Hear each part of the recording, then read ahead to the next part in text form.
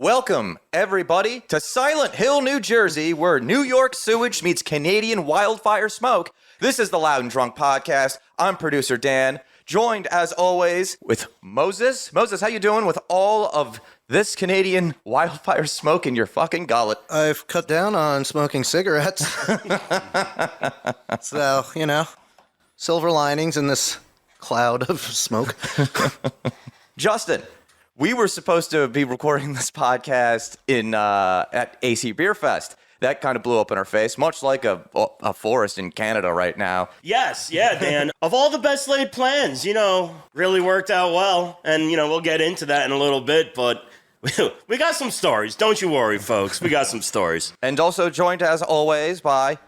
Canada, Albuquerque. Albuquerque. It's quite awkward since my name is obviously involved in what's going on.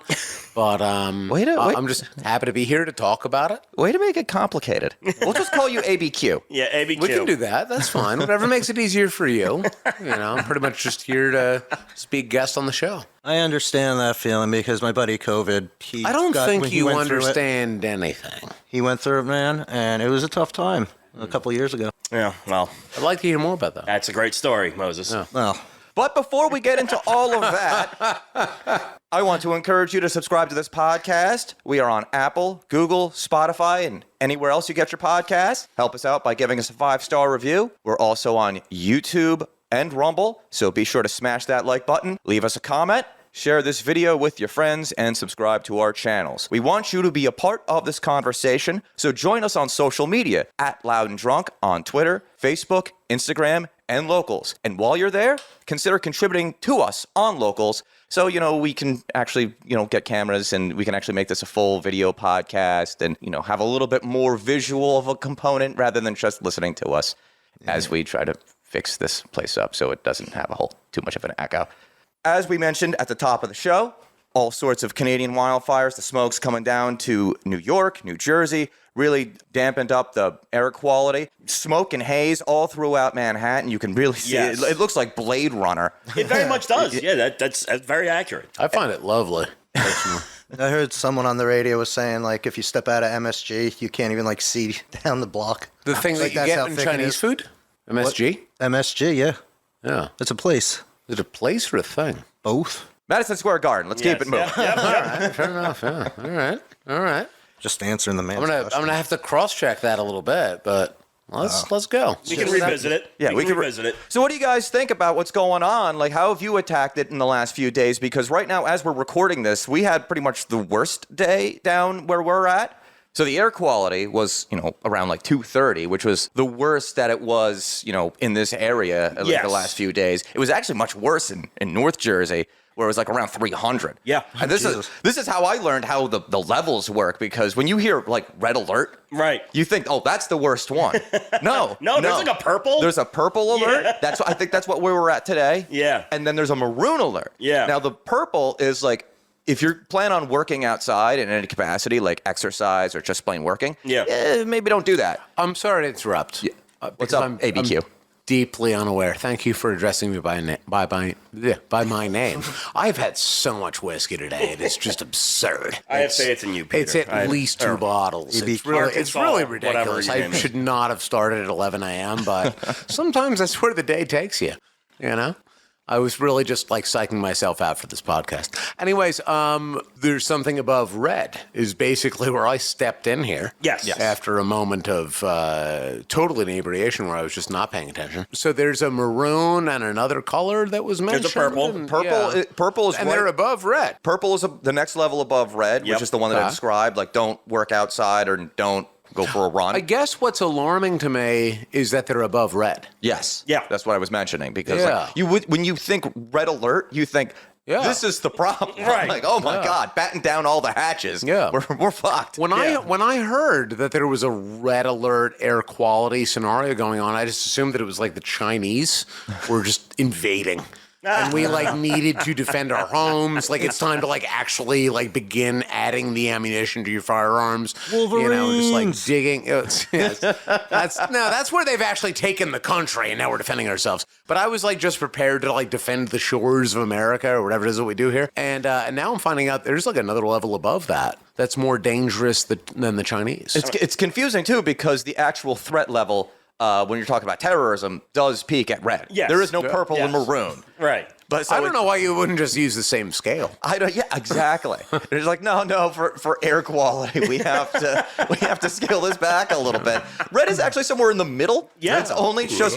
I guess maybe the reasoning is that you become so acclimated to, the biggest threat is obviously the Soviets or the Chinese or whoever, some opponent of America. They're invading, but the real threat, they exist there underneath the surface. And you like begin to become comfortable with like, all right, maybe the Soviets have taken the country. Maybe we've gone back in time. Maybe the Chinese are here, and we live under their jackboot. But perhaps there's another element there where it's just pollution. And that's the real threat.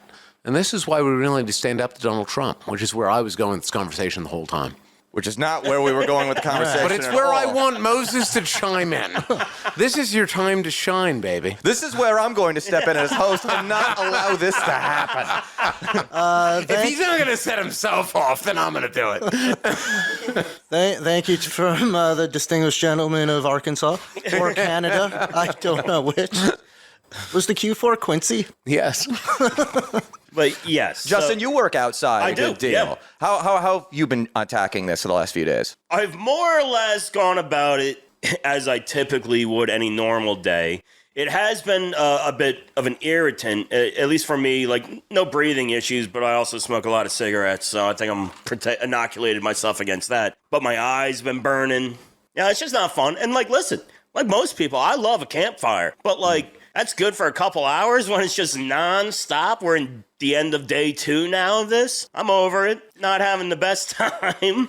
Go ahead, Moses. What you fail to realize is this is all Zuckerberg's plan, and you got he finally downloaded Instagram into your eyeballs. So the everything sepia tone. is sepia tone now. Yeah. It's all like vintage. We're living in a filtered world now, guys. I barely know what any of that means, but that's fine. It's all right.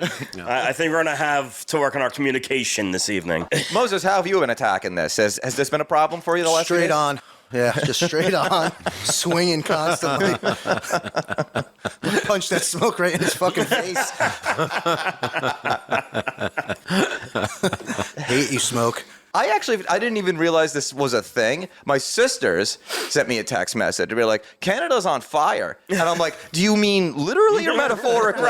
Did they do something really good at hockey or something that I'm unaware of? They're just killing it, man. They're just killing it. And then I looked into it. I'm like, oh, fuck. Yeah. And then the first thing I knew was going to happen, since it's massive wildfires, like multiple wildfires all over Canada. Yeah. No one lives there, though. So you're talking about like a country that's like, what, 20 million people? Yeah, I think it's about 30 million people. Yeah, something like that. It's nothing. That's like a standard state. But that's not where I was going to go with that. Fair enough. What I was going to go with it is immediately I was like, Democrats, liberals, they're going to blame climate change on this. And and it's like the last thing to blame for wildfires because we just don't manage our forests anymore. Canada doesn't do the same thing. There's nothing. There's no manage. I mean, my take on it is that it's a problem of that you build houses and basically you build human population where these fires naturally happen. So it's not even about necessarily managing the fires. It's an issue of human overgrowth. It's about managing the forest,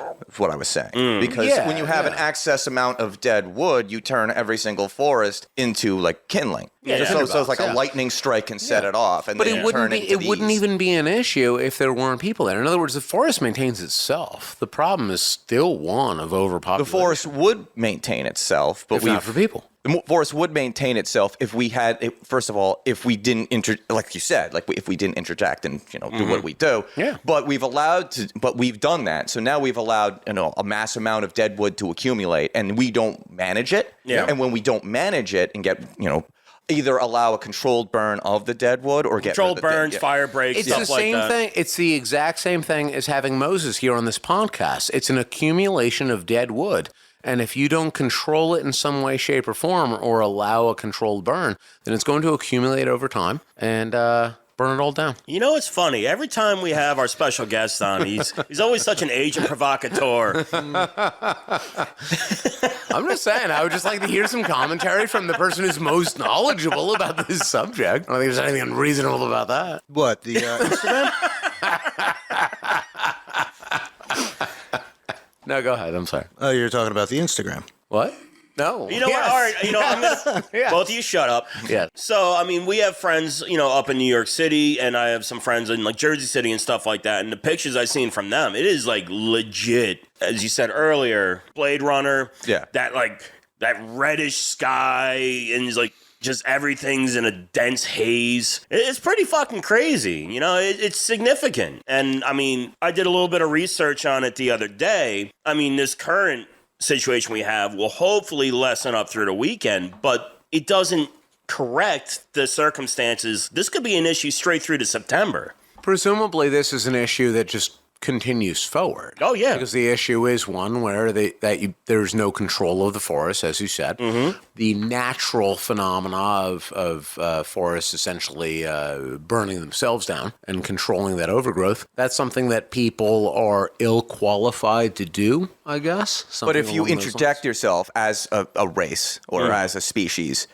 you have to do something. If you're going to, if you're going to just, you know, do what you're going to do to the forest because you're logging this, that, the other, like logging actually might technically help this because you're getting the dead wood out of there anyway. If you're going to intervene, and you know I'm very anti-intervention anyway, but if you're already down this road and you're not doing the forest management and getting rid of that excess deadwood, you're going to have this. There's a number of things you can blame on climate change. There's a number of things that you can say, like, this is an environmental thing that we need to attack. This one is just take care of the fucking forests. I feel like people are incapable, when you think about the scale of forests that exist in the world, humans are incapable of you know, managing it, I guess, if that's a word that we want to use for it. Mm-hmm. It's just not a thing. You would have to be in every single aspect of every forest that exists around the whole world. And that just doesn't seem reasonable. Well, so in other words, you choose to build in the middle of a fucking forest where everything's going to burn down, and then you bitch and moan there's a fire outside of your door. That's your own fucking fault. There's supposed to be forest fires. Exactly. Because that's a natural occurrence. Yeah. The thing is the wildfires, the things that you can't control because of the excess deadwood. Yeah. So you have to, if you don't want this, and you don't want this huge cloud of smoke and haze going all up and down the eastern seaboard, then you're going to have to intervene because you've already set us down this path. Exactly, yeah. So you have to do something. That's just it, though. The part of that I would kind of take, you know, some sort of an issue with, I guess, would be the concept of there being excess, you know, burnable material. In that, if people choose to live in such a place where that's what, you know, they're basically building in the middle of a spot where everything is going to get burned, then that is, you know, one of the risks of that. In the same way as that you can choose to build directly on the coast. You know, you can build your house right on the water. But then when a tsunami hits you, it's not an issue of that people didn't do enough to control, you know, the tsunamis. It's that you chose to live in a place where there's tsunamis. No matter where you decide to live, you know, whether it's coastal, you're going to have coastal issues, hurricanes, tsunamis, things like that. If you're living in dense woodland, yes, you know, forest fire, you know, fire is a natural part of that situation. Just look at the pine cone. It's meant to release its seeds when it's burned.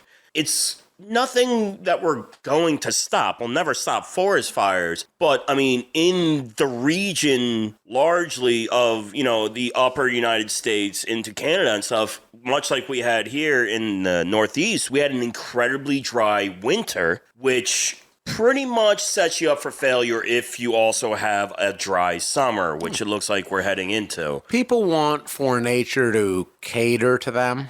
No. It's just this hubris of humanity instead of just like living amongst nature, you know? And I mean, I get it because nobody wants their house burned down. But the reality of it is that nature absolutely wants to burn your house down sometimes, you know, to recycle it back into whatever the fuck the case may be. But, you know, so, I don't know.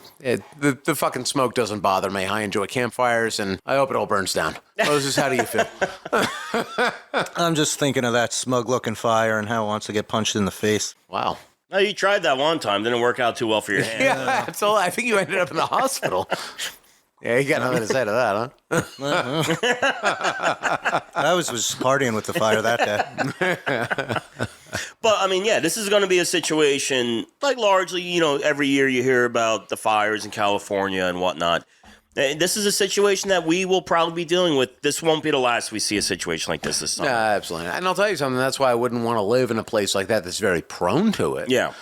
It's one thing to say that a fire will affect you, and it's another thing to say that you choose to live in a place where forest fires are likely to sweep through the town that you live in and wipe it out. So smoke, a little bit of that is what it is. You're always going to be at the mercy of nature, in my personal perspective. But in terms of living in like basically a fucking plain where just fire sweeps across it every 100 years, and it's very likely that you'll have to deal with that. Yeah. No, I wouldn't choose to live there. And a lot of the homes that are there they're wealthy people.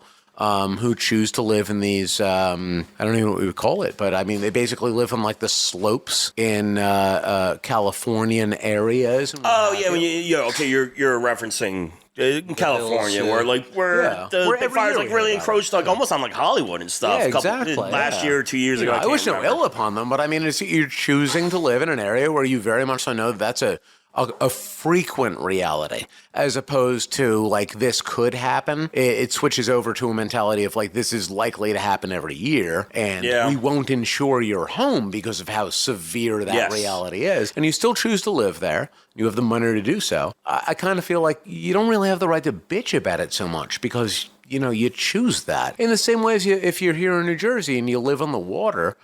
Yeah, it sucks, but at the same time, you choose to live in this spot, and the water will absolutely, at some point, encroach upon your own property. Well, I mean, especially the houses on like the ocean and whatnot. Exactly, It's that that. Yeah. That your house will, in the next 5 years, will be fucked up by something. Exactly. That's not anybody else's fault. But you gotta, the people that live on the ocean have the money to. Yeah. I take no sympathy with that, It is what it is. You choose that, you make that choice, and that's fine. You're allowed to make that. But you don't get the right to really bitch and moan about the fact that nature doesn't like adore you as much as you adore yourself. You just got to kind of roll with it. And then, maybe you get killed by nature. It has been funny, though, to see so many people out in masks again. Masks, sorry. I haven't seen that. Well, I mean, by the nature of my job, a lot of people have been coming out with masks on and like, can I give you a mask? I'm like, no, I'm good. I smoke a lot. I'm fine.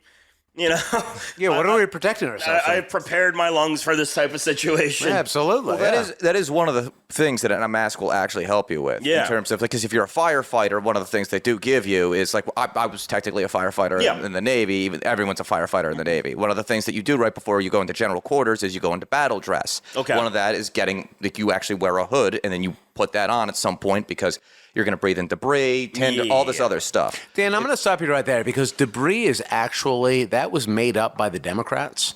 Debris does not exist. That's a French word, first of all. I would just like to chime in with that. Oh. I see you stare at me, but it means nothing.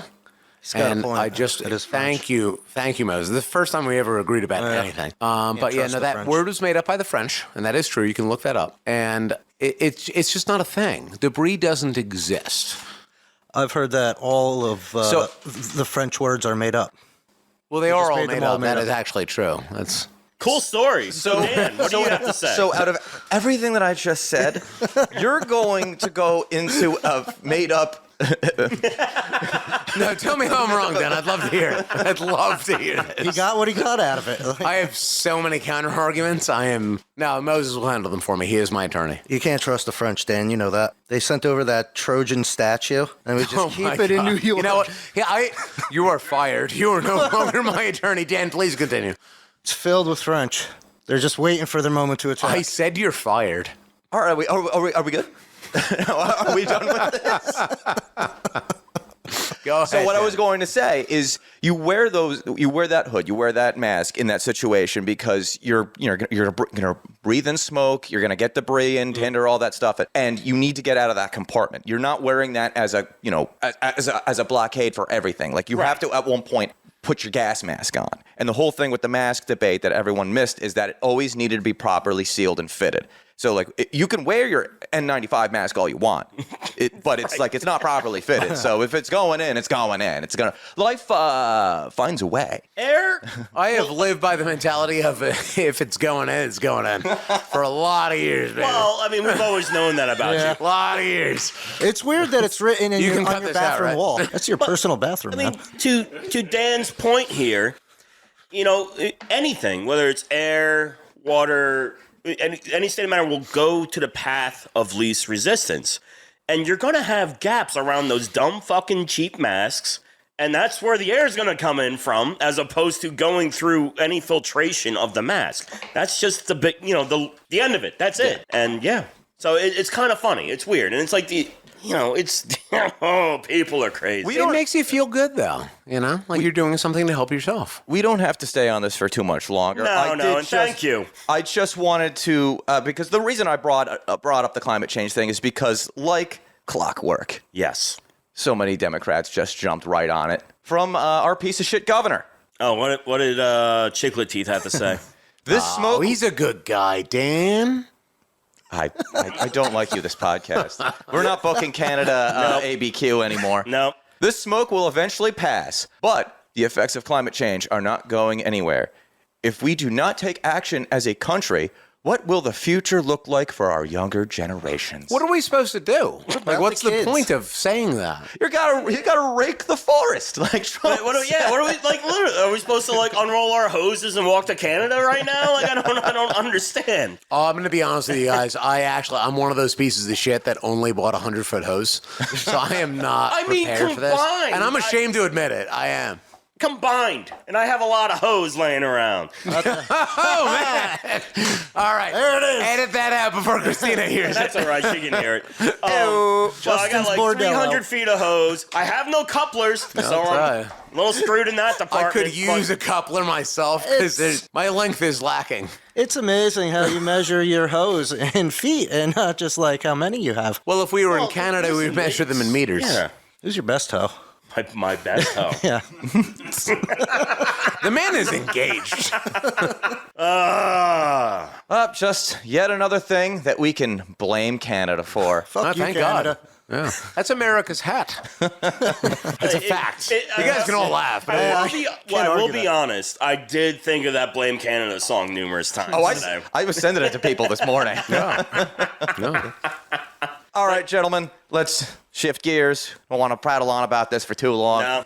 We were supposed to be doing this podcast at AC Beerfest. We made an announcement on the podcast, kind of screwed the pooch on that one, and I will take the blame to a degree for that because we could have had the podcast, the one that, our previous podcast, we could have had that a week earlier. Sure. I didn't really get it done for this, that, and the other reason, mainly because we all thought we were going to be able to get that podcast done at AC Beerfest. Yes, there's innumerable reasons that we sort of had to come to terms with while we were there tagging on with, a business venture that we're somewhat attached to. And during setup, we kind of very quickly realized we had numerous things working against us. So AC Beerfest is a great event. Currently, they do it at Bader Field in Atlantic City, which is a wind tunnel on a normal day. Weather-wise, Saturday of the event, it's a 2-day event. It was whipping that day. Almost continuous 30-mile-per-hour winds. So that was a challenge. We then learned that our electrical situation was going to be a major challenge. And, even before that, I guess, another reason is that we were right next to the acoustic stage, which was not acoustic. It required a lot of power. That was the reason. That was really the reason that I, because we were setting up, pretty early, and I kiboshed it. Like all the gear was practically in my car. Yep. And I was like, no, why would we even bother? It was all on site. They got to play the same Tom Petty song 600 times. Yeah. And it's the song we all want to hear. It is a good one. Over and over and over again. And yes, listen, we apologize, to our handful of listeners. We're moving up in the world. We got more than just 2 from what I hear. But, yeah, it was just shout untenable. out to New Jersey Natural Gas right here. Yep, New Jersey Natural Gas, we love you guys. Yeah, technically that's who we're apologizing to because they're the ones who were upset that podcast that we were missing a week of podcasts. But I mean, like straight up, it was untenable. There was no way it was going to work out. No matter what we tried, even if we recorded, I can't even imagine that audio would have been any good, salvageable to any degree. It would not have been good. No. Like if it was only the wind, right? I think we could have tried it and we could have made a deal out of it. We would have also blown away. In fairness, it was so fucking windy out there; it was ridiculous. Well, but if we had like the walls, like obviously you'd still have the noise from the walls. Yeah. But I think it'd still be manageable with the acoustic stage there. It was not tenable at all. But then, honestly, and it wasn't acoustic. Yeah. How would we have heard Dave Matthews Band over and over and over again? Did they play Dave Matthews over again? I don't remember hearing assume them. that they did. I have no idea what played the fuck The Cure they a were lot. playing. Yeah, they played a lot of The Cure. Really? Yeah. They were playing CCR a good deal, especially when we were setting up. Like I actually love CCR. Yeah, I'm but not I didn't complaining hear about any of that. I'm also not complaining about them playing Tom Petty either. But I was just like, like there's a long list of Tom Petty songs we could go through. Why are we listening to There's Full Moon 2. Fever? Yeah. I mean, somebody has to play it, right? But like even so, like in their dead time, they were playing, music. Yeah. Like they say, music. Kind of question And then mark when they there. were Like, alive, they was were it playing- music? Was it? Why are you putting that in quotes? How did you feel about what that was? Established music in the dead time, but like when they had because I guess they ran like 3 bands on that stage each session. Yeah.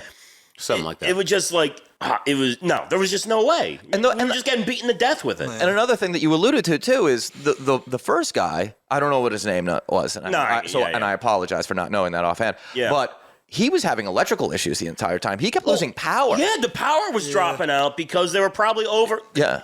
Basically, all we had access to was we plugged our gang plug into a gang plug. Yeah. It wouldn't be the first time that I plugged my gang plug into a gang plug, to be Of course completely not. honest. Yeah, No. I mean, I've been around the block once or twice before. You look. But I'm not proud of it, but yeah, no, they were I've done legit it. at and I have lost power. If we're being real, at the stage, they were dropping power when they were peaking. Yeah. So it's like For one guy with an One acoustic guy. guitar, he was acoustic. yeah. Yeah, he was shredding though. So, listen, we're sorry it didn't work out. We'll make up for a year, and we also cultivated some stories that happened after that. There was some fun It's a bits. bummer that it didn't work out, but I mean, listen, it was a great event.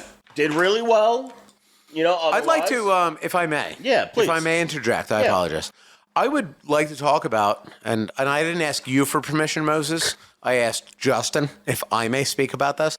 But then I would okay, like to never talk mind. about the things that Moses put into his body, and I don't mean sexually, during the overality of that event, if I can just make up a word. Sure. You walked away from me at the beginning of the event. You only had a couple of beers. And you came back and told me that you did 3 edibles. Well, I had done an edible before once we got there, I took an edible, Okay. and then I think after we set up, I took one. Okay. You told me 3 total And- when we spoke. Did I take another one after that? Maybe. Yeah. You said 3 edibles, so we're talking about 30 milligrams. Yeah, right? 30 milligrams. So of 30 milligrams, edible. right? And then you walked away from me again because I told you, I was like, you should probably sober up a little bit. And Which you're like, I "All tried right, to do. I'm going to go, no. May, can I finish? Fine, Ross. All right. So, and you walked away again. And you said, I'm going to go and get a couple of beers to round myself out, sober up, as it were. Yeah. Right. Which obviously makes no sense, but I was happy to roll with that. And then you proceeded to go and get a couple of beers. And when you came back, you said, hey, do you want to do a shot? And I said, what? And you said, I just did a shot. Would you like to do one?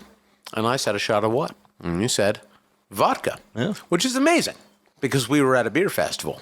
Oh, I think before that happened, I was walking around getting my beers and recalibration, and came across a guy that was just fucking around with a bong at a stand. No. Now you're jumping ahead in the story. I thought that happened before. No. It happened. No, you don't remember because you were fucked up. I was fucked up. Yeah. very And fun. also, let's just put a little tag in here. Moses has a serious aversion to vodka. Oh, yeah. No, yeah. That was my immediate thought that you should not be having hard liquor because that's not a thing that you can do. Oh, but I did it.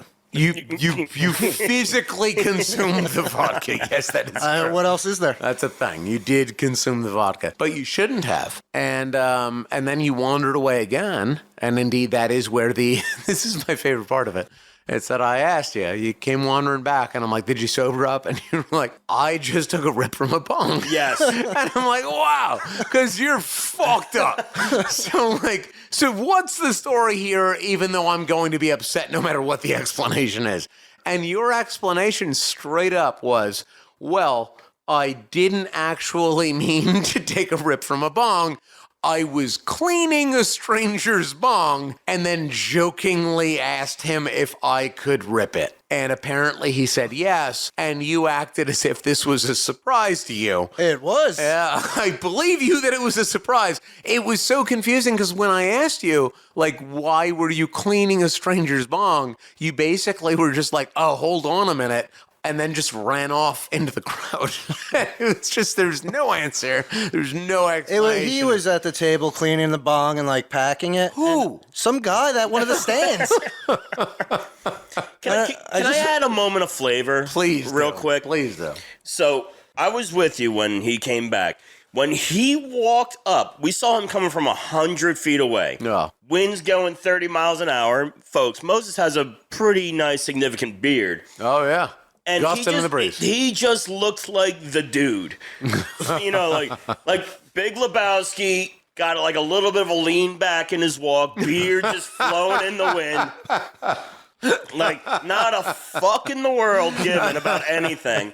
And then he comes up and tells us, oh, I just did a bong rip. That's some stranger. There's no explanation. There's no story. It just makes no sense. They had their own little shakedown street there. It was nice. And I guess it worked. And yeah. And then we went and drank a whole bunch more beers. Yes. Yeah. Yes. It was very funny, especially, and like, Moses, take it on the chin for this, but like, yeah, you went and hit it hard. Oh my God, yeah. Like, I mean, within an technically hour. before I guess it even really started. Yeah. VIPs We were may not have an been in. hour in, and Moses was fucked. Yeah. Fucked. Because, like, I felt pretty fucked, and I was only drinking beers. Yeah. Yeah. It was probably the 3 Advil I took because my shoulder the started Advil will hurting. do that too. The amount of chemical, I don't know how you're a fucking diabetic, but the amount of chemicals in your bloodstream that day alone, like, I mean, you might as well have just done some hard drugs. I mean, at that point, you know? Did I not mention the Advil? So, Something like that. interesting point, and we'll get to. There's a lot that goes into this whole beer fest thing, but I think there was some. It was Sunday was perfect. Sunday was beautiful. Sunday was absolutely beautiful. Saturday was a little weird, and John Henderson over there at what is it, Good Time Tricycle? Is that the name? Good Time Tricycle, yeah. The people that put this amazing event on, they do a great job. And I guess there was a lot more issues than we actually knew about. There was a lot going down with that. Yeah. He put out a video. I watched it. It was either yesterday or this morning. I can't remember. Such is life. I didn't get a chance to watch it yet. Yeah. But I mean, like, listen, John's a man of his word, and he takes everything on the chin if things don't go perfectly. And I appreciate that about him. Yeah. I guess he had, so you know how he uses, he has paid staff and he has volunteers. Yeah.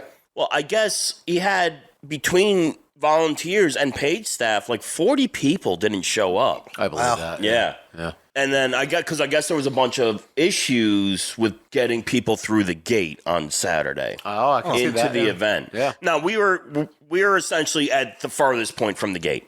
Yeah. More or and less. we get there early. No, yeah. So it's like, didn't even realize that was an issue. Until later, yeah. Yeah.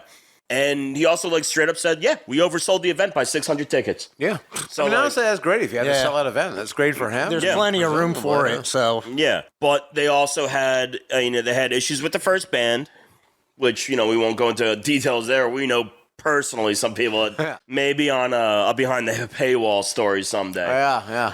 And also less breweries, about 20 less breweries this year. Yeah. Just by the nature of people just not showing up because the weather was not bad, but mixed, The weather itself, like the temperature was nice, but yeah, that wind. That wind. Insane. Yeah. I mean, it makes sense. Not everybody can set up when it's like. There were some breweries that were going to blow away. Oh, no, 100%. Yeah. They didn't come prepared. That's really what I mean, and like. It's an airfield. You should just straight up be prepared for wind. For those of you that don't know, Bader Field is essentially a kind of defunct airfield inside Atlantic City that's kind of like on its own interior island or isthmus type situation. It's surrounded by water, which means that you just have that flat. It just tears through there. Yeah, the wind basically picks up speed over the water. Yeah, and then hits where you're at essentially. Yeah, and just sweeps across it. Yeah. So John, I mean, he hasn't. You said straight up he hasn't committed to like where it's going to be next year. Yeah, but the one thing that's guaranteed, because basically at Bader Field, capacity is 8,000 people per session. And he said that's never going to happen again. It's getting knocked back to 6,000. Yeah. Which, I mean, listen, it's a lot of fucking people. That's a lot of people. Yeah. And not for nothing. I mean, even it being that way out there, when you go, there was plenty of room left over at the field. You had plenty of room to breathe and what have you, move around. When you go back indoors, it's obviously going to be stifled a bit. Yep. It's still a tremendous amount of people. Oh, it's an incredible amount of people. Yeah. And, like, it's just weird situations. Like, all the food trucks ran out of food. Yeah. Oh, yeah. Oh, did they? I didn't even know that. Well, and that's why John, like, came straight out and said, like, listen, we oversold it by 600. That's what you kind of got to do for an event, you know? It's a business. Yeah. You know, it's a business. All said, though, I mean, great event. I had a blast. I had an absolute blast. Yeah, even with the win, like, it's still a great time. And then, obviously, sorry, guys, the podcast didn't happen. It wasn't going to happen. But if we want to move beyond, Dan, if you have anything to add about the day that you were there, because then we'll go into the twilight zone of what happened beyond that. Oh, my goodness. I wasn't there on Sunday because what is a producer to do if he has nothing to produce? Right. Well, I'll tell you what a producer gets to do when he has nothing to produce. It's get Moses beer. You were producing beer. You were still producing. Yeah, I was producing random beer. I would just be like, what do you want? And you're like, I don't care. It doesn't matter anymore. And I'm like, Moses was leaving, like you were off getting him a beer, and then he would leave to go and get himself a beer, and he would pretend to get a beer for someone else. And like I at least had the couth to leave with somebody else's glass and take a long walk, and I would refill their glass multiple times and drink it myself like a piece of shit. No, but I at least got there. back with a full beer for them. Whereas Moses would show up with both glasses. He's been drinking the whole time. And then he would also drink their beer at the last minute, which is the ultimate douchebag move. Well, it's a long just walk. Like a spit in the face. It was a long walk. I mean, listen, we're smart people. You know, we go. I got, you have to carry an extra cup because, like, listen, we're taking care of everybody else that's working the event with us and our crew. So, you go, you find some beer, and then, when you come back, you make sure you have a beer for the person that gave you the cup. Well, something for the people who stayed behind. The blessing in that is you can go hit multiple breweries, and now you got 2 cups. Exactly, yeah. You're drinking for 2, but you still have the decency to show back up with a full glass beer, for the person who gifted you the cup, unless you're Moses, in which case you have 2 empty glasses, and you're sitting there with your pockets turned out. It's a dog-eat-dog world, man. No, drink your Modelo's, you motherfucker. I have never felt more worthless. I felt bad because he kept saying that whole session, and I understood, but because every single person that's working that event is my friend, and I would like to be able to help. Yeah, and I'm like, I am not qualified to help. That's the thing, because like you and I, we're not connected to like that part of the company. Yeah, so it's like we don't have operational knowledge of like where things are and like things like that. Yeah. So we're not doing. Neither did Moses in that moment. You were helping out a lot, though. Like, getting you beer. It's a big help, man. That was a big reason why I didn't go the next day because I knew it was going to be nicer. But I'm like, if I'm just going to stand there and just get Moses beers, I'm going to go home. Yeah, and he could have dropped his balls too. Try to accomplish. He wouldn't have thanked you, but. That's why I would have drank your beer too. That's why I didn't want to get him beers because it was a thankless job. But I always do like going to the event. I have the number of times that I did go, I enjoyed going. Even when it was back in like convention hall or whatever it was. Like got to see Flocking Molly and some chick passed out in the pit, so I didn't get to hear. Never a shortage of that. Yeah. so I didn't get to hear all of Tobacco Island, which is pretty much their best song. Yeah, no, so it's 100%. And that's a song you've never heard before. especially live. It's not like it was the first time I'd seen them live. But House of Blues is closed down, so now I have no good venue to see Joe's anymore. So Yeah. fuck me, I guess. But like, listen, it was cool. It was good. Whatever the future of it is, we'll be there. Well, we'll be there regardless. I mean, maybe not in the aspect, because, I mean, the possibility of it going back to Convention Hall will definitely put the nail in the coffin of it ever being a podcast there. Oh, I just hope that I don't mind it being indoors, because it sucks being susceptible to the weather. No, I agree. And I'm split on this. Yeah. Yeah. I just hope that it remains like a 2-session kind of thing, because we were getting out of there at like fucking midnight. That was the biggest... That's too much. I'm a fucking old man. I'm not trying to get out of there. If I remember correctly, it was like Saturday 2 sessions, 1 session on Sunday, or something like that. Yeah. I think Or that's Friday, how it was. Saturday. Oh, Friday, Yeah, I think it was Saturday. Friday, correct. Saturday, Friday 1, and Saturday No, 2. that's all well and good, but obviously people aren't going to be drinking in the morning, so first session's got to start in the afternoon, then you need a break in between, and we're talking 4-hour sessions. So by the time that last session stops at like 10 o'clock or something like that, or 11, 10 like or that, 11. yeah. And then, as you're working, that's great if you're there just to drink the beers and hang out or see, listen to music. You get to walk out the front door. When you're vending, there are things you got to pack, whether it's fucking loadout or you're just closing shit up for the night to make sure people ain't stealing your shit overnight. It's a lot of work. It's a lot of work. Especially when it ends at 10 or 11 o'clock at night. Yeah. It's ridiculous. Yeah, by the time it reaches, honestly, if we're talking about, you start loading in the event and getting set up at around noon, I am shit-faced by 1 p.m. That is a given. Yeah. Because I have to hang out with Moses the whole time. Mm-hmm. You guys, I know you feel my pain with that, but, that's what it is. If you got to hang out with this motherfucker the whole time, I've got 60 minutes in me, maybe 120, and I'm very generous with that. You do not last that long. I never do. I never do. I told you guys got to keep your relationship off the podcast. It's a lot of cuddling.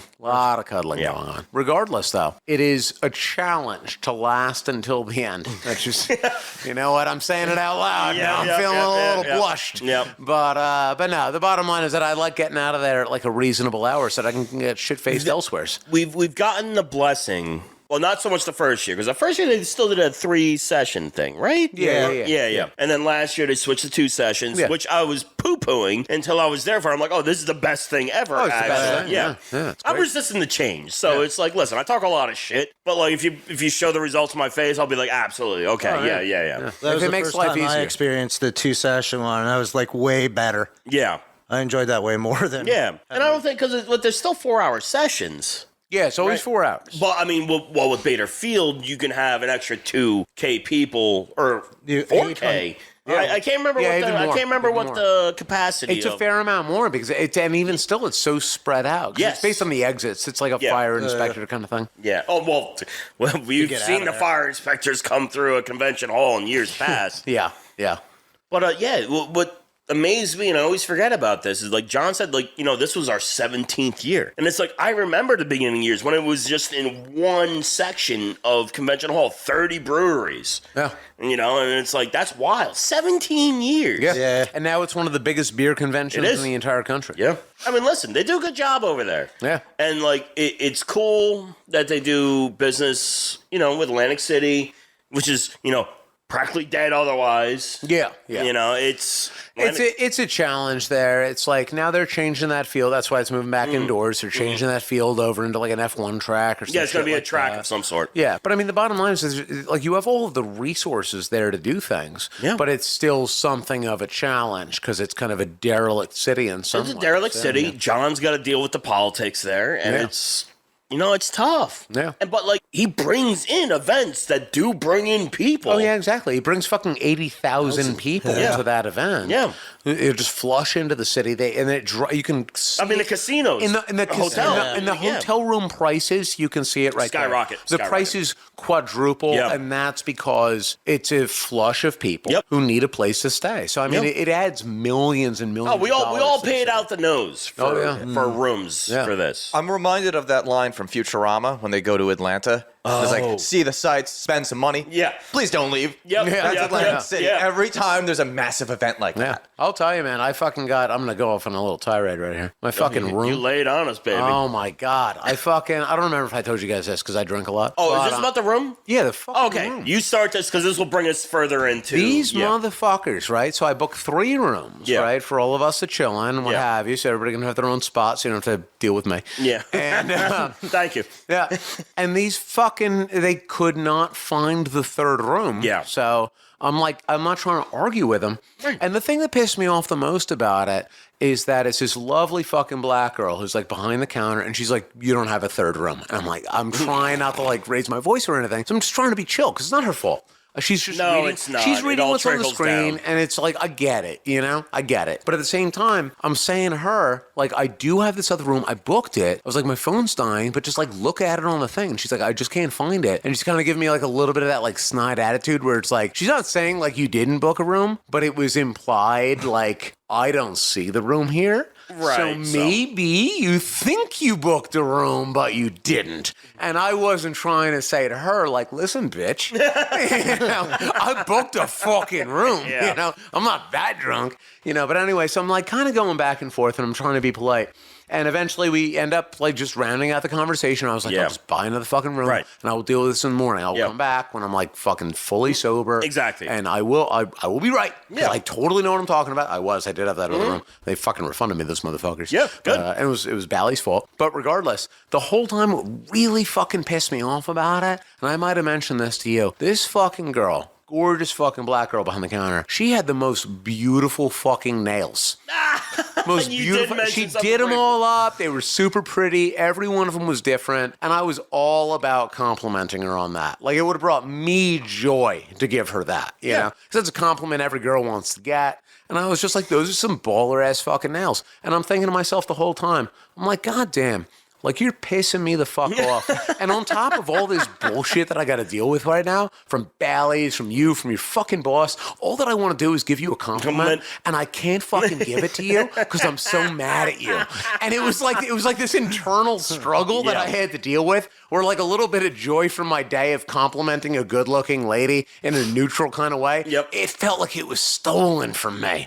And then I had to go back to my shitty fucking room where I could just hear a fucking club outside the door. And I was like, I can't even be dancing down there because I'm too fucking angry and bitter. I'm just an old man. I can't compliment the goddamn girl on her nails. I can't go and dance in the club. I can't go and do any of the things that I want to do. I'm just trying to have a nice time in Atlantic City, and you all's fucking it up for me. I hope you yelled at those kids for being on your lawn. Oh my God. If I had a fucking lawn, and believe me, I would have paid for it for the fucking $500 I paid for a goddamn bullshit shit room where all I could hear was bullshit fucking club music. I would have paid for the goddamn fucking lawn. So, while Pete was having this incredibly aggravating scenario, Moses and I stayed at a different casino. We stayed over at Harrah's in the Marina area, and we had a more confusing time. We got stuck in a Mobius strip of parking garage that was under construction. Yeah. For those who don't know, or have never been in a parking garage, I don't know why I had to explain, but like traffic goes one way.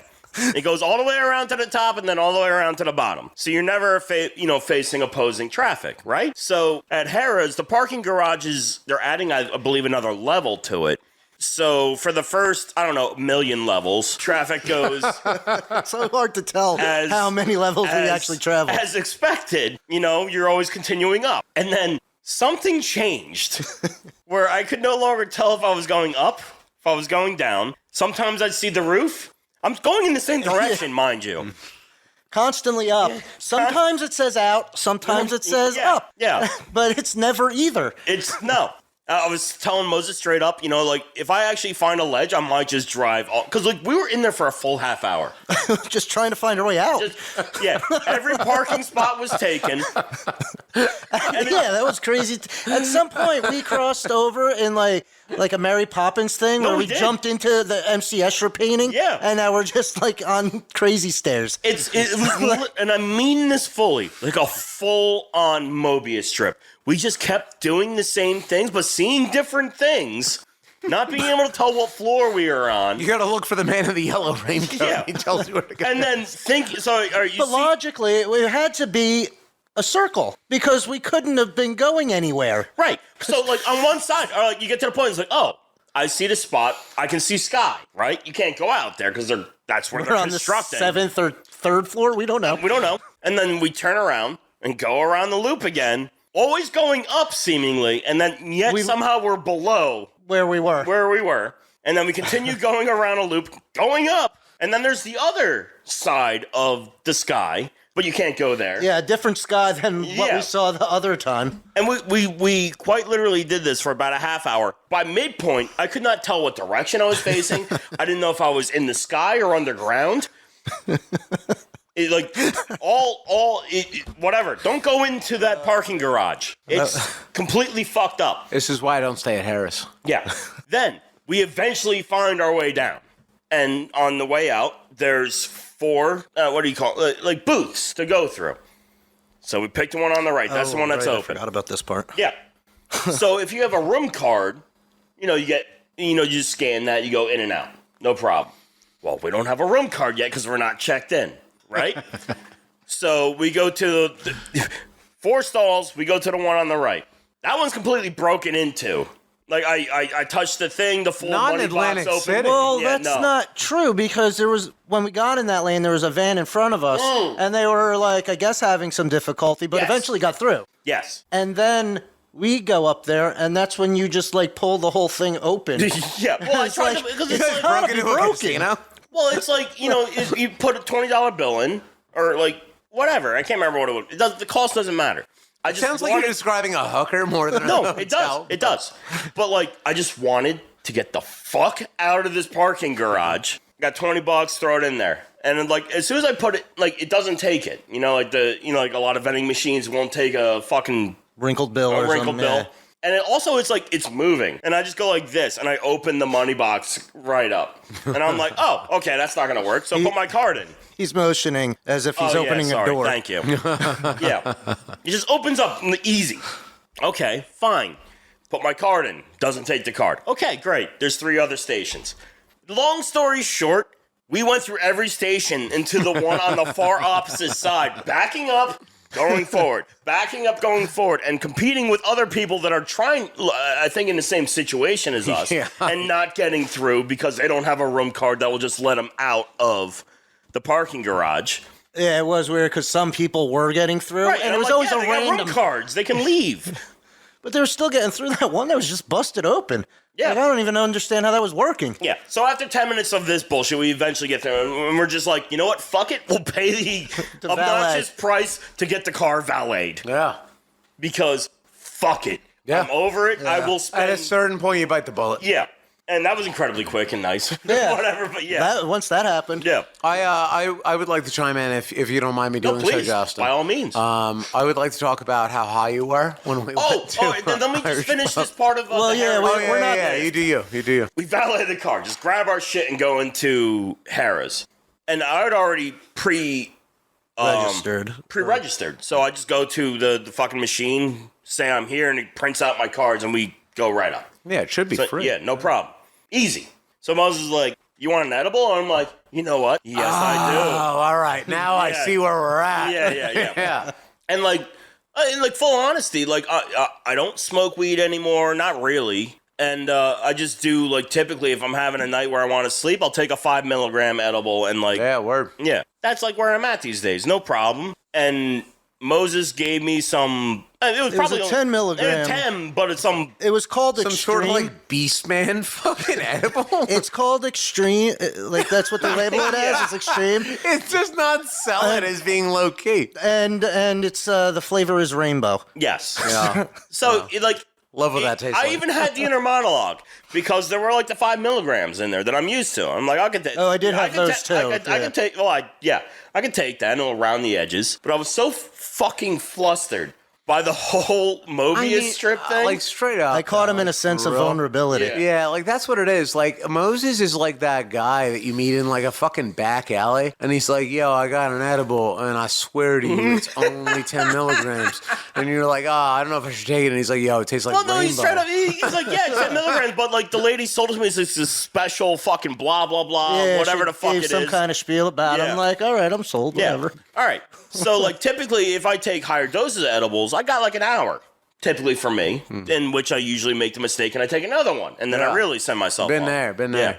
We get to the room, I take the edible. We go down, we try to catch the jitney. That was my 4th edible for this day. Yeah, no, and God bless you. So we get on the jitney, and it's all well and good. I mean, if you don't know what a jitney is, it's just It's a small public transportation. small Yeah, public it's a tiny little bus. transportation. It's, yeah, a, it's a little mini bus. It's like a fucking special bus. Yeah. So we get on the jitney. I'm feeling fine, no problem. Get on the jitney. And how long were we on the jitney, do you think? 5 minutes before they did the next stop, if that. No, but I'm talking. Oh, right, to get to how long Bally's? until the weirdo brothers or lovers? I want to say that was like maybe Okay. five, I don't maybe even know one or this two story. stops. All right, so And then they got on. yeah, no, because that was at was that Borgata where we picked them up? It might have been. Yeah. So Jitney pulls up to Borgata, lets a person off, and then this I don't know if they were brothers, so they looked hair-wise, it looked very alike. They might have also been lovers. One guy's like maybe pushing 350 to 400 pounds in an automated. So these weren't like pretty gay people. No, we're not even sure if they were gay. They were definitely hippies. Yeah. They were definitely hippies. Totally unrelated, but all right. Well, it's It in this comes, circumstance. It comes up. Yeah. Evidently, they just go around from Casino to casino and like state to state. between like Reno, I guess Atlantic City. Foxwoods and Yeah, shit. yeah, They're like Foxwoods. just partying around the country. No, the casinos ask them to come. That's what they said. They're putting so much money into, so they're getting comps. And not to the comp where you get a free trust room. fund gay twins? I don't know. It's weird. Yeah, it is weird. They look like fat brothers of Bob Ross. The one bless looked him, like I guess. the one looked like Jim Henson. The one Yes. that was The one that was Fuck this facing heck, us. Yeah. and the other one was like his like Muppet. his Yeah. his Jim Henson creation. And they just did not stop talking. So, like, they got on, and we started moving, and that's when the edible hit me. That's a fun time. Yeah. We're sitting in the back row, and I'm, like, leaning over the seat, and we got Jim Henson, the next row up, and his handicapped Muppet in the handicap spot.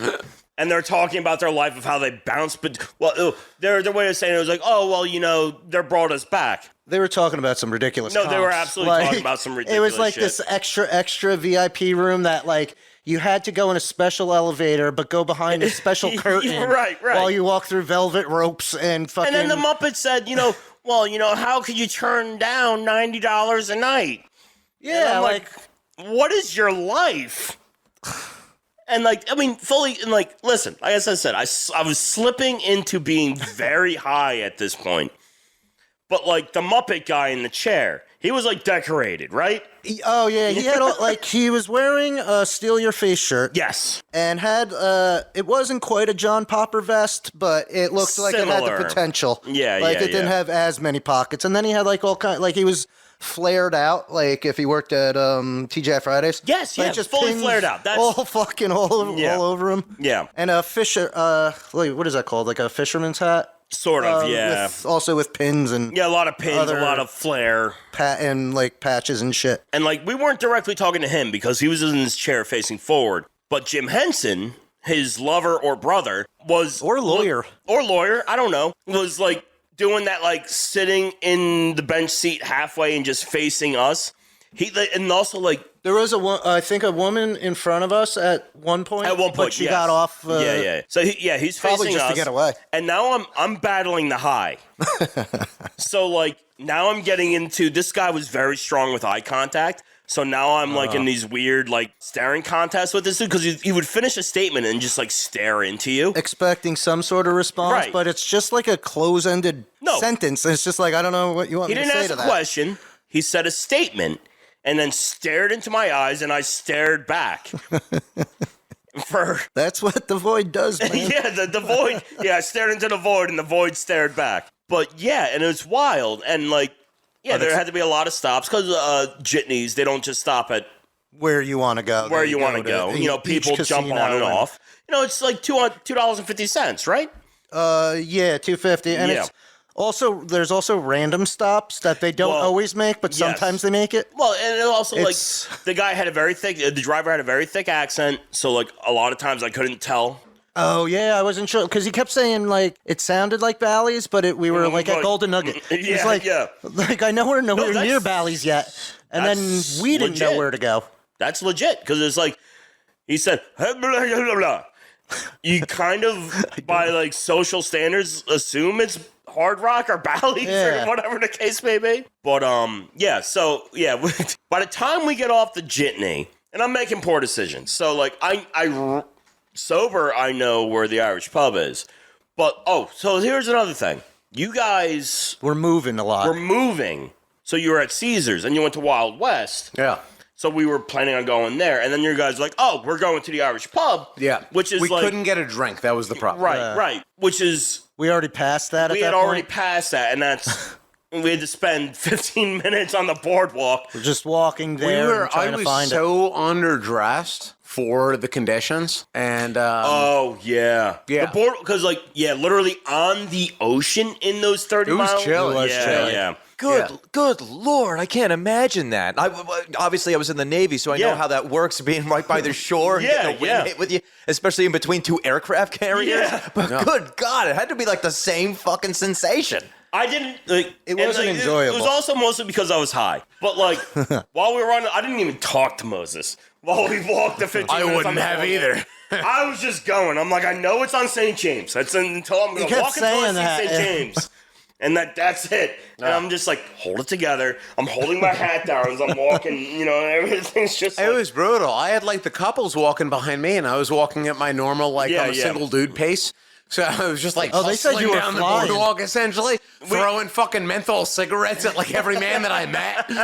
Just living my best life. Somebody's approaching. And everybody's cigarette. They're 50 feet, 100 feet, 200 feet behind me, and they're telling me to slow down. And I'm just trying to go and get some goddamn fucking onion rings inside of me. I think I told Moses, it's just another 5 minutes. It's just another 5 minutes. Another 5 minutes. I can only imagine. He said that for an hour. Yeah. I think that probably my favorite part was when we got there and we finally got a seat at the Irish pub. Yeah. Everybody was trying to talk to you. Which is the last thing I wanted in that moment. It was not what you wanted, but you're normally if Dan, our producer, is not there, then the next best person in terms of stability and rationality is going to be yourself. Pretty much, yeah.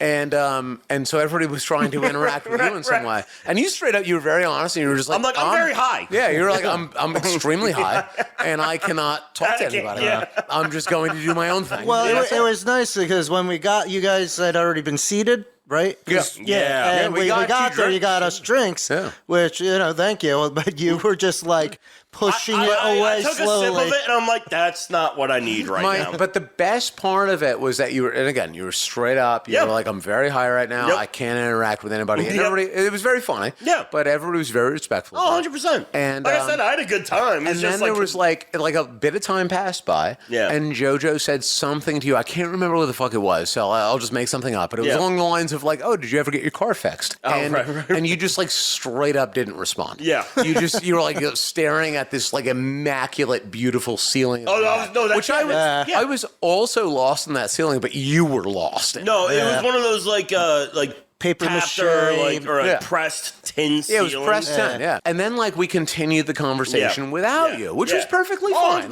We all got to get high once in a while. Yeah. Nothing wrong with that. And then all this time passed by, and then you just jumped back into the conversation. I did. I know. And you were like, "Oh, I just needed to replace the carburetor because it was rusty." It's 20 minutes later. Everyone stopped what they were doing and looked at you, and you were like, "Oh man, I'm really sorry." Was it a lot of time that passed since you asked that question? Because the problem is my brain the obvious answer was, that was 10 minutes ago. I knew as soon as it came out of my mouth, I'm like, a lot of time has passed. It was so clear. You just as soon as the last syllable left your mouth, you were just like, oh man, that was another conversation. And it was, I done just fucked up. On the walls. I was just like, I've embarrassed myself so many times, and finally Justin knows what it's like to be me. Yep. Yeah. No, it's funny. I actually, like, literally feel no embarrassment about it. It's just so funny because, like, I know how I felt in all those moments. Yeah. And as soon as I said that shit, I, like, even as you caught yourself immediately. No, as soon as I was saying it, I couldn't stop myself from saying it. You gotta say it. You know, you're just sitting back, like, your proper self is sitting back while your high self is, like, doing whatever. I've always got two people in there. Yeah. And it's just like, oh, you idiot. Like, what you just thought Why would you embarrass us like this? What you just thought was 2 seconds was, like, 15 minutes. Yeah. I was getting bugged out. It was so delightful. I was getting bugged out because you were so high and you ordered food. Yeah. But then you just weren't eating it. And I'm like, Oh, no. I know this motherfucker's high. So he's got to be hungry. Well, no, but he's because I not was doing it. All right, so Like, when I he's not get really high, I'm very good at controlling my tactile and, like, textural issues that I have, like, as an everyday thing. But when you're high and you're trying to eat, yes, I ordered chicken fingers and fries. I did the same thing. Because I thought it would be the easiest thing I could manage to eat. And all it did, because I was over masticating the food in my mouth, was it was just turning into pulp, potato and chicken pulp, is that I was aggressively doing myself a disservice. Because I was so, like, I was fucking way higher than, well, maybe not. Yeah. But, and I was looking at your food because I had finished. I ordered the same thing and onion rings, and I ate all of them. And I was just looking at your food. I'm like, man, I want to eat that so bad. You he's like, just and he's not taken even it like from doing me. it. Like You literally. I just also, didn't want to impose. I'm like, he's fucked up, but he probably wants it. It's like you literally should just look at me and is like, can I have your food? I'll be like, oh God, yes, please. It was only because I was so high, because I get so hyper focused. I can only like hyper focus on one thing at a time. I can't listen to your conversation if I'm chewing, because I'm focused on chewing. Yeah. So now it's like I'm chewing my food, but I chew it for like, you know, they say chew your food like fucking, I don't know. 13 times. 13 times, like whatever. I was probably chewing it 90-something fucking times. Honestly, I think it might Until be I created 25. this weird chicken potato paste in my mouth. And I already got dry mouth. And I'm chugging water. I was just chugging water. Was not helping. Yeah, when I tried to chug that gin and tonic that you didn't drink. Yeah. I was like, because I still had cotton mouth even though I was drinking water, and I think I had like 3 or 4 beers there. It was also... I just couldn't catch a break on and also or a for quench. me, it was also incredibly warm in there. It was warm in there. So, like, yeah. if it was uncomfortable. all said and done, before we even got outside, I'm like, I'm going back to Harrah's because I cannot trust myself to function in any real way. Because like, people were talking about, oh, we'll go play some games, blah, blah, blah. And, like, everybody was staying at Bally's. Yeah, everybody except us. Except us, yeah. Suckers. But, They didn't get I'm like, that I murder just show. need to get to my safe space, which at bare minimum is Harrah's. You know what I mean? Just got to get there. But like as soon as we walked outside where the air was cooler and the wind was hitting me, and I'm like, 100 times better. I absolutely became like cogent again. And I'm just like, oh, I'm not that I was like 100% with wherewithal, but I'm like, I could function in real time, if you know what I mean. I still want to go back to Harrah's, and that's what we're doing. I've decided that. So like, Moses, whether you come with me or not, that's fine. what we're doing. But Moses, you are the champion of just cramming food down your gullet. I probably wouldn't have had that if I ate your food. I would have never stopped for the hot dog. I think I popped an edible again at this point. You probably did. So, like, Moses ate his food. Oh, no, it was when we got back, right? Yeah. Oh, no. So, yeah, then Moses and I, we catch an Uber back to Harrah's. And outside of Harrah's, at the drop-off point, is a Dirty Water Dog guy. And Moses is like, I need to get a hot dog. This is why you're fat. Yeah, this is why I'm happy. Are you happy? I love life. You love being fat? Yeah, I get to eat so much. And, like, listen, so, like, we get dropped off. You get to. Everybody gets to. We live in America. It's a first world country. You can eat as much as you want, and you do. So, like, this is a very small horseshoe area. My constitutional Like, Harrah's right. does not have a big, like, pickup drop-off spot for, like, you know, Ubers and taxis and stuff like that. I could He's not like, understand I need him. to get a hot dog. And I'm like, I'm going to sit on that bench. I need to get a hot dog. It was a moral imperative. Spoken like a Moses. To be fair, when you're high and drunk, the hot dog is a need. Yes, He needed that hot dog. Moses is always high and drunk, which implies that he always needs hot dogs. And don't chime in, Moses, because I know you're going to say that you do. You don't need any more hot dogs, I'll motherfucker. accept bologna if worst case scenario. I'll defend Moses a little bit because if I were high and drunk in that situation, I'm like, oh my God, can I get a chili dog? And that is 10 times worse than just getting a regular hot dog. Well, You're in good shape. I wasn't chancing that there. blah, blah, blah, blah, blah. I'm taking control right now. So, yeah, he got his hot dog with his mustard and his bag of popcorn. I got popcorn, yeah. Doesn't eat it there. We take it up to the room. And he puts it on the nightstand next to his bed. And I'm like, listen, I don't care. I'm about to go down. I know this. And he jokes realistically, which I expected to see in the morning. He's like, I might just wake up with mustard all over the pillows. And it also wasn't hot. It was like a spicy sausage. It was a spicy sausage, which I told him I didn't want, but that's what I got. Well, you get the street meat, baby. Yeah. That's what you get. You paid for the street meat. Well, they were the same price, and he only had 2 fucking things on the It's menu. always the same price for street meat. In full honesty, I sat on that bench and smoked just about a full cigarette before he actually came I back. couldn't understand what he was saying. He couldn't understand what I was saying.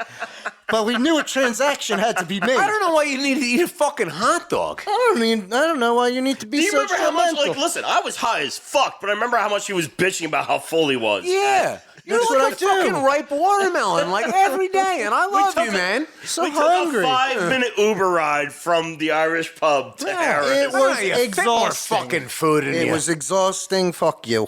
Well, you only fell asleep like 7 times in the Yeah, drive. Jesus Christ. Yeah, well, I was tired. He's like an obese cat. I was tired from eating all those edibles. He's Garfield. Yeah. I do hate Mondays, and I do enjoy lasagna. I might be Garfield. Oh my You god. might be, yeah. But, I'll tell you, for somebody who's fucking adopted, you also adopted being Italian. It is awful in every way. Well, also lose some weight. The You're getting the fat. first couple bites are just to test it, and then the rest is the meal. So those first couple bites they don't count. Are you gonna split this tiramisu with me or what? I thought we'd meet in the middle. I'm waiting right here. but yeah. Hilariously, Moses fell asleep before me, and rightfully so. Good for him. Oh, Woke thank up early. God, because I did wake up a couple of times. I snore like a motherfucker. I think you need a CPAP machine or something because it probably. sounded like you died a couple of times, Yeah. and I'm just like, wait, did he die? And then because you would stop, Yep. like you would make a This weird, motherfucker snores. Yeah. like a Yeah. weird, like horror I already sound. know. Like I gotta it's have like the same surgery my father had to have I have an overabundance of soft palate that has to be carved out of my throat. and it was like, America. and I was just like, oh, and I had to get up and piss 100 times Yeah. because I ate so goddamn much. I just sleep through the night if I sleep. Well, you Oh, you lucky murdered. son of a bitch. I don't know, what, 12? I don't know how many you had before we got there, but you were like, you had one in You were each hand. ordering two and at you a were time. still eating a hamburger while you had 2 in each hand. I don't know how you did it, but you did it. You were just pounding those whiskeys back. It was so scary, that's why I had to focus on the ceiling. I drank a lot of whiskeys. And I'll tell you, when I got back to my room and all I could hear was fucking club Oh, music. that's right. You were right next to that. Bouncing. Yeah. No, I didn't have enough whiskeys. That's oh my God, that's traumatic. I had know a that lot what of- I did was terrible, and I knew that I would be judged for it. But at the same time, like I do not regret the amount of whiskeys that I ordered at that You spot. must have drank a bottle. Just I did. Because What were you drinking? I'm trying to remember. You were saying- Bullet. Oh, you were drinking. I was drinking Bullet Yeah. bourbon. Yeah, Yeah, that's what it looked like. 'Cause It was 45% so shot. pale, so I was like, Yeah. and Colin was It was drank watered one of down, yours. but yeah, Well, yeah. half of one. yeah, they got switched somewhere Yeah. because so many whiskeys were coming to the table. I was ordering them 2 or 3 at a time. Yeah. 4 at a Well, time. that's at one what point. it became a thing. And like, I could only focus on one thing at a time, but when I was focused on that one thing, Yeah. I was focusing. You're like, I'm getting 2 of these. So Colin's like, I'm getting 2 of these. And it's like, And then I started We're trying to doing keep it. up. oh, you were getting 2 PBRs at a time. PBRs. I'm And like, I'm just like, that what we're I don't doing? want to touch a drink. Yeah. No, that was And then we finished your gin and tonic. Yeah. You Yeah, thank you God. pounded it Well, back. you tried. I tried. I couldn't. tried. Like, I Water it tasted down. it. It was There was just too like, much tonic in there for me. I can't drink that. It's funny how it works when you're Yeah. high. I took an edible when I was in Nashville with my brother. Yeah. And like I don't at that time, I was not taking edibles. Right. And so he's like, hey, man, like he's taking them all the time. I don't know where he was getting them. He lives in Tennessee. I live in New Jersey. It's legal here, and it's not legal there. That's a sin there, Dan. Where are you getting these? Yeah. But he brought them by, and he's like, all right, these 2 are for you, these 2 are for me. He popped 2, and we walked around Nashville, and I'm like, okay, but he knows what he's doing. Right. The next day, when we were like, we're going to go watch the Navy Notre Dame game because that's what I want to go do. Oh, this morning. 100%. Yeah. And I took. Sorry. Let me apologize for saying that. I took one of the edibles and I started drinking a 9% IPA. Oh. We go to the bar. Those will hit at the same time. Also, it's an hour difference between Nashville and here, so the game starts at 11 a.m. there. Right. So we get there, and I'm just randomly drinking different drinks. Like once a cider, because I didn't know what anything was. Whatever. So I was just like, just drink. And then at halftime, and also like this is a game that I'm super into. It's like Army Navy game, Navy Air Force, Navy Notre Dame. Those are like these are the games that I give a shit about. So at halftime, I'm just like looking at all the screens because I'm in a sports bar. There's all different strains. Everybody's there trying to watch. Even though we're in Nashville, where Vanderbilt is, everyone's watching the balls. Right.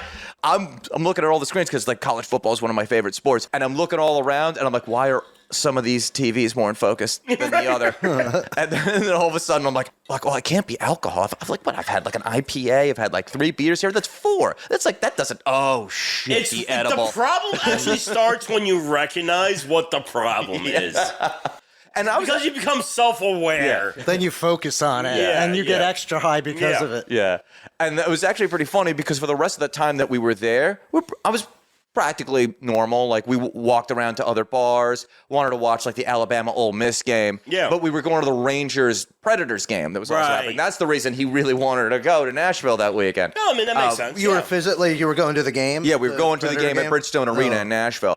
And then I didn't realize how much that had hit me for as long as it did. I didn't want to get up from my seat because Full melt. I had lost my ability to have confidence in my balance. Because I thought as soon as I got up, we were right on the balcony. So we were like, there's like the 100 level and there's the 200 level. So we have like the first row of the 200 level. Right. And every time I was like, I have to pee, but I'm afraid if I get up, I'm taking a header. You're diving over. My experience in those moments, and like I don't know if you guys will find this relatable at all, but my experience when I find myself in that boat is that I stand up because I don't ever want to like expose my weaknesses. Oh no, 100%. Even you guys, my friends. Oh yeah. So it's like I just stand up and like other people like you guys, like my good friends, you just be like, Pete, you cool? And I'm like, yeah, no, I'm totally awesome. I got it. I am so good. Yeah, I don't even I'm not high at all. That's a clear sign that you are not all right. I'm saying to myself in my head, I'm like, don't fucking trip down these stairs. Right. This is like, you're so fucked right now. You just gotta like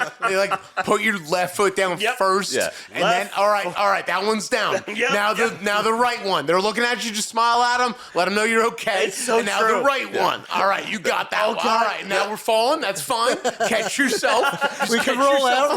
Look back up at them, let them know that you're okay. We're on our face now. Oh shit. Yeah, you're all good. It's everything's fine. Everything's fine. No big deal. That was me trying to save face when I actually did have to get up. I'm like, all right, just get up, but like, prop yourself up. Absolutely. You'll be fine. Yeah. Like, easy. Nobody even noticed that you just tripped down like 15 flights of stairs. It's all good. Nobody's even looking at you. You're just making it look good. Well, It that's looks the thing. fine. You're only bringing attention to yourself, and I know this.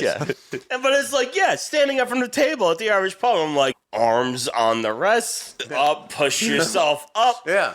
It's like a moment by moment way of living life. 100%. There was Where a you little just, like- step down where I got a little fucked. I went like, whoa. It's like a way of living life that's so surreal where you just literally have to go through every individual motion. Like, all right, let me extend my hand to shake this other person's hand. Is your grip okay? Are you all right? Let me fumble out of this fucking awkward situation. And this might be very niche for me to say this, but it's like Java coding. If this, you do that. Yeah. If that, you do this. Exactly. Yeah. It's like Let me be as robotic as I feel. If X equals Y, then this happens.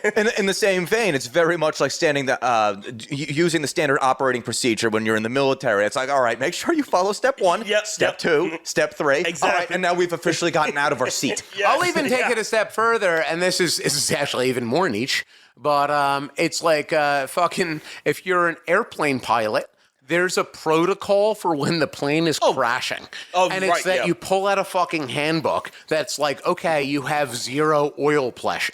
Oil pressure, yeah. Yeah. And so this is what that might mean. And that's essentially what's unfolding in my mind in those moments. It just reminds where me I'm of just like Apollo flipping through a 13. book and I'm like, all right, Pete, this is what's going down. You've got 0 oil pressure right now. You've got to fumble your way through this action. So just kind of, make the motions that are necessary to create an illusion that you're in some way in control of your own body, which you're very much so not. This might sound incredibly stupid to say, but I have that same modus operandi when I get into that position. No. But my brain goes to Apollo 13, where they rip the pages out of the protocol book, and they're like, we're freewheeling. And that's like literally something that saves me sometimes. Oh, Captain, my Captain. Just doing it. Yeah. Just doing it now. Yeah. Stand up on your desk and fucking let it go. It's like the real life version of the fucking meme trope of like, fuck it, we're doing it live. Yeah, exactly right. This goes into Sunday. We had a brilliant breakfast at the Borgata Buffet. It was nice. Yeah. They do I tamed myself overcook for that. their fucking prime rib like a motherfucker. That was awesome. Nobody, I don't think, knows about this. We all got up to get our first plate, and Pete or Canada was first, and You're Canada ABQ. That's right. Yeah. and I came back next, and ABQ was sitting at the wrong table. That's right. And I'm so confused because I'm like, no, that doesn't seem right because you're right. I couldn't really count. It's 100% true. It's 100% true. I was trying to count the plates, but it was still early and I just couldn't do it. But it's where did my coffee go? You know what the best part of that is, though? And I want to point this out. The best part of that is not even that I fucked up, which I very much so did. 100% of that story is true. The best part of that is that you second-guessed yourself. I was so confused. Despite how wrong I was. I was so fucked up. And you actually questioned yourself. I'm like, well, he sat down. Like he's a couple of bites into his meal already. So I'm like, oh, is this where we sit? Wait a minute. Yeah, it was like an awkward thing where you were totally right. I was but doing you questioned you. I was doing the John Travolta, looking at everything and just like, what the fuck is this? I'm so upset that I missed this. Oh man, it was great. It was great. He and I were the only ones that were there for that. Yeah, it was fucking bizarre. I was totally wrong. The only thing that saved me was seeing Colin's vest on the I just fucking totally chair. sat down at somebody else's table. Oh, that's beautiful. I love really when something comes up that I don't know about in any way, shape, or form. Oh man, that was awkward as shit. And there were people around just staring at both of us. They were already staring at you like, oh, he's at the wrong table, but fuck We were him. having this weird exchange that no one knew anything about. And then I was just like, whatever, fuck you. And everybody must have been observing us. Like, those two people hate each other. And they're also at the wrong table. They're both idiots. All right, well, what I can add to this, so you guys rectified yourself before I got back to the table. Yeah, it was fixed before everyone else started coming back. So We caught that one quick. Just in enough time. While we were sitting at the right table, another group came in, sitting. We were kind of in the middle. They put a bunch of tables together because we had 7 or 8 people, whatever the case may be. People came into the bench group behind us and literally right behind me. So basically at Borgata Buffet, you come in, you pay, you sit down, they take your drink order. You want coffee, you want juice, whatever the case may be. And then you get to go get all your food. I never got my water. Well, fuck you. I'm telling a story right now. I would say it was probably at the point we were all in plate 2. And a group gets seated right behind me. And it's the same waitress we have. She's taking a drink order. And she's like, oh, what do you guys want to drink? It's orange juice, water. I'll take a coffee. And the one guy that was sitting right behind me, he's like, oh, you know what? Do you guys have iced coffee? She's like, yeah, you just put ice in it. And the guy, he was an Asian guy. And he was just like, I'm sorry. Yeah. I mean, what do you do at that point but apologize? Yeah. And she was just like, it's easy. Yeah. And he was like, how could you be so ignorant? Well, can I get a cup of ice then? Yeah. Can you supply me with it? Yeah. It's the one thing they don't have at that buffet is ice. Out. That lady was just like, what are you, stupid? You put ice in your coffee, you want iced coffee. Oh my god. He should have. We should have And asked which her. is hilarious. I'm a person, and like you guys knows about, I like to. I don't like hot drinks. Yeah. So like I generally will order iced coffee if it's available, and if not, I've never been yelled at to just put ice in my coffee. I'll tell you.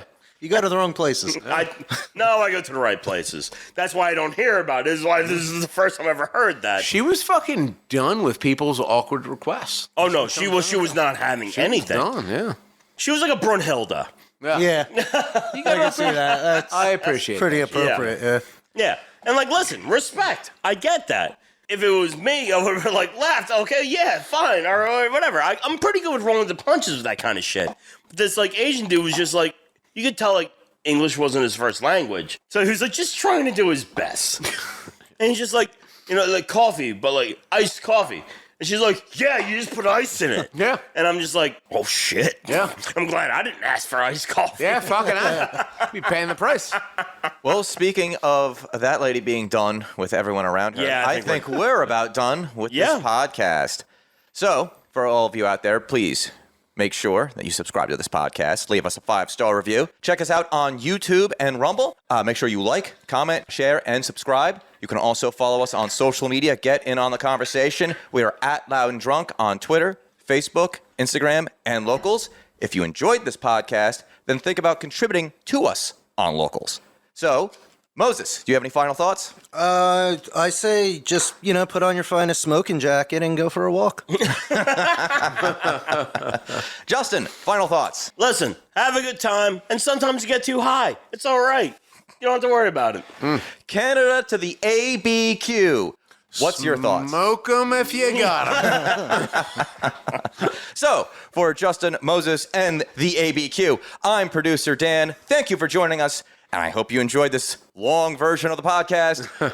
Until next time, this is Loud and Drunk. Thank you. Bye-bye. Subscribe.